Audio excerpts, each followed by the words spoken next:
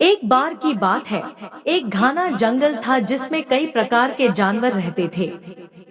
उस जंगल का राजा एक शक्तिशाली शेर था जिसका नाम राजा शेरू था। शेरू अपनी ताकत और धूम से जंगल के सभी जानवरों के बीच मशहूर था। उसके रोर से पूरा जंगल कांप उठता था और कोई भी जानवर उससे अनजाने में भी उलझने की हिम्मत नहीं करता था। इसी जंगल में एक छोटा सा खरगोश रहता था जिसका नाम चंपू था।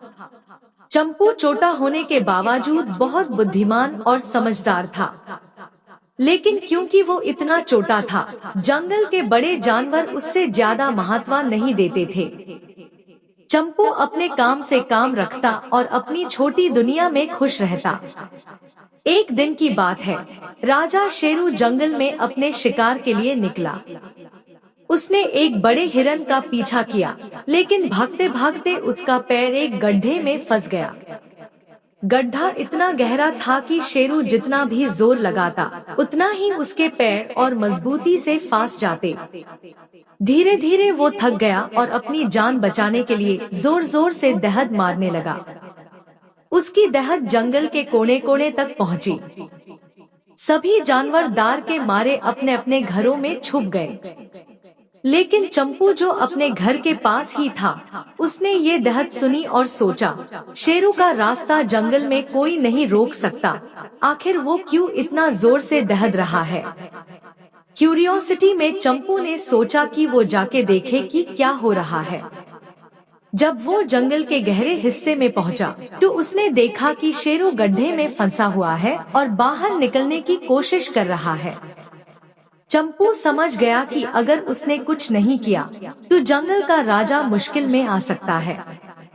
शेरू को मदद चाहिए थी, लेकिन चंपू इतना छोटा था कि वो सीधा शेरू को गड्ढे से नहीं निकल सकता था। तब उसने अपनी बुद्धिमानी का इस्तेमाल करने का फैसला किया। चंपू तुरंत वहां से दूर भागकर जंगल के उस हिस्से में पहुंचा जहां बहुत से जानवर रहते थे। उसने सबको इकट्ठा किया और कहा, हमें अपने राजा को बचाना होगा। शेरू मुश्किल में है और हम सबको मिलकर उसकी मदद करनी चाहिए। सभी जानवर पहले थोड़ा झिझक रहे थे, क्योंकि वो शेरू के प्रखर स्वभाव से थोड़ा डरते थे। लेकिन जब चंपू ने उन्हें समझाया कि अगर शेरू को कुछ हो गया तो जंगल में अनर्थ हो सकता है, तो सभी ने मिलकर उसका साथ देने का फैसला किया। चंपू ने एक योजना बनाई।